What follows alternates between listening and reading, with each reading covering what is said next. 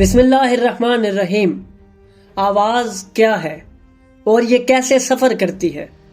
کون سا سائنسدان امام جعفر صادق علیہ السلام کا شاگرد تھا اور 1200 سال پہلے امام جعفر صادق علیہ السلام نے سائنس کے متعلق کیا راز ظاہر کیے؟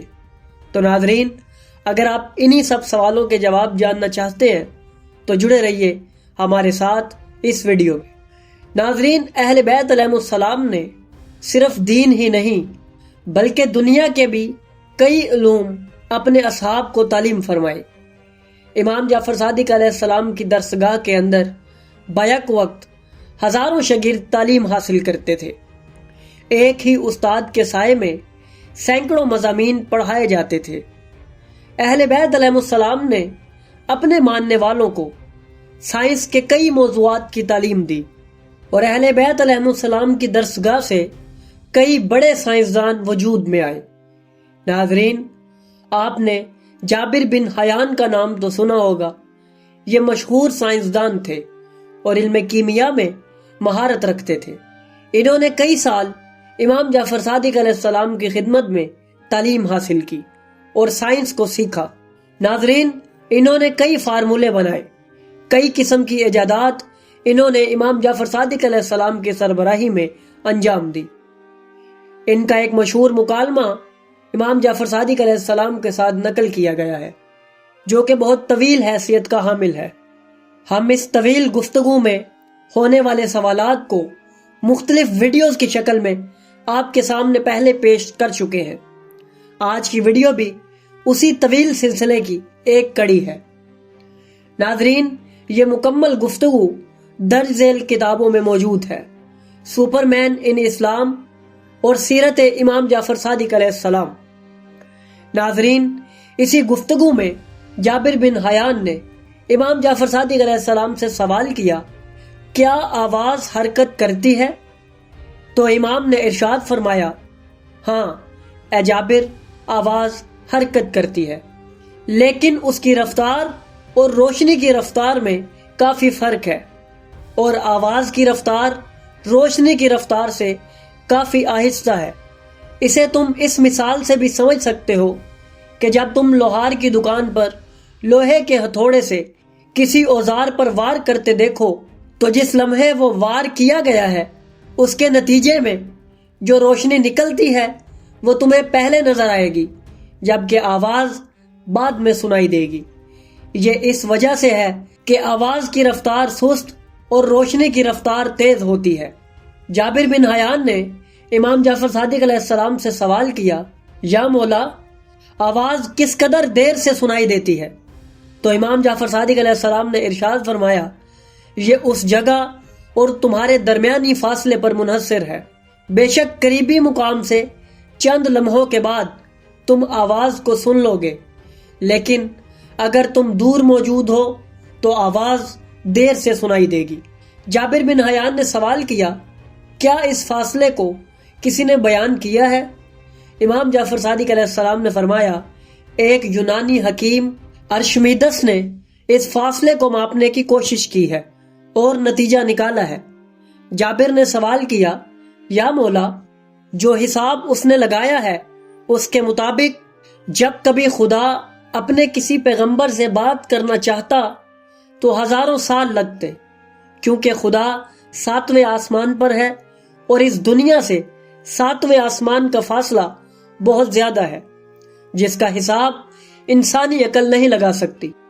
تو اس پر امام جعفر صادق علیہ السلام نے ارشاد فرمایا کہ جان لو، یہ جو کہا گیا ہے کہ خدا 7ویں آسمان پر ہے، یہ اس لیے کہا گیا ہے کہ عام لوگ خدا کی عظمت کو جان سکیں، ورنہ خدا تو ہر جگہ موجود ہے اور کوئی بھی جگہ ایسی نہیں ہے جہاں خدا موجود نہ ہو۔ لہٰذا ہر زمانے میں جب بھی خدا نے اپنے کسی پیغمبر سے خطاب کرنا چاہا تو اس کے اس قدر نزدیک ہو گیا کہ جو ہی خدا کی آواز بلند ہوئی پیغمبر نے اسے سن لیا۔ ناظرین، یہاں پر امام نے وحی کی ایک صورت بیان کی ہے، کیونکہ جابر بن حیان یہ جانتے تھے کہ خدا اپنا پیغام فرشتے کے ذریعے ہی پہنچاتا ہے۔ ناظرین، پھر امام جعفر صادق علیہ السلام نے فرمایا کہ اگر تمہارے ہی سوال پر غور کیا جائے تو اس کا جواب یہ ہے کہ اگر خدا 7ویں آسمان پر بھی موجود ہو تو اس کی آواز ایک لمحے میں اس کے پیغمبر تک پہنچ سکتی ہے، کیونکہ خدا کی آواز انسان اور دوسرے مخلوقات جیسی نہیں ہے کہ اسے سننے کے لیے وقت درکار ہو اور وہ فاصلہ طے کرتی ہو، بلکہ خدا نے کن کہا اور فوراً ہو گیا۔ یہ کائنات بھی اسی طرح وجود میں آئی۔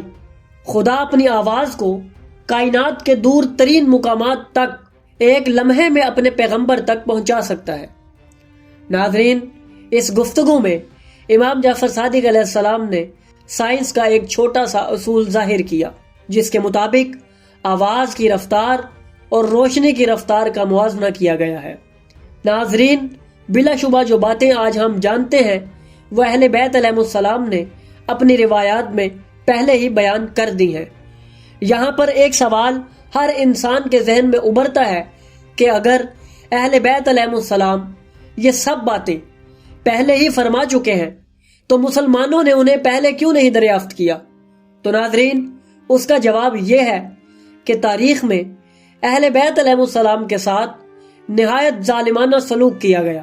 اہل بیت علیہ السلام کو قید کیا گیا، ان پر طرح طرح کے ظلم کیے گئے، ان کے علوم کو چھپانے کی کوشش کی گئی، جس کی ادنا سی مثال یہ ہے کہ آج بھی اردو زبان میں اہل بیت علیہ السلام کی لکھی ہوئی کتابیں موجود نہیں ہیں۔ ناظرین، جابر بن حیان کو امام جعفر صادق علیہ السلام نے جو کتابیں لکھوائی تھی وہ رسائل جابر بن حیان کے نام سے عربی زبان میں تو موجود ہیں، لیکن اردو زبان میں ان کا ترجمہ آج تک نہیں کیا گیا۔ نیز مفضل بن عمر اور جابر بن یزید جیسے باعلم اصحاب کی کتابوں سے بھی برصغیر کی اردو بولنے والی عوام محروم ہے۔ ناظرین، ممکن ہے کہ ان کتابوں میں وہ راز موجود ہوں جن سے آج کی دنیا مزید بہتر ہو سکتی ہے، لیکن آج کا انسان انہیں پڑھنے کی زحمت نہیں کرتا اور نہ ہی تحقیق کے لیے وقت نکالتا ہے، جبکہ اگر تحقیق کی جائے تو بہت سے راز اور بہت سے علوم سامنے آ سکتے ہیں اور بلا شبہ سائنس آسانی سے تحقیق کر سکتی ہے۔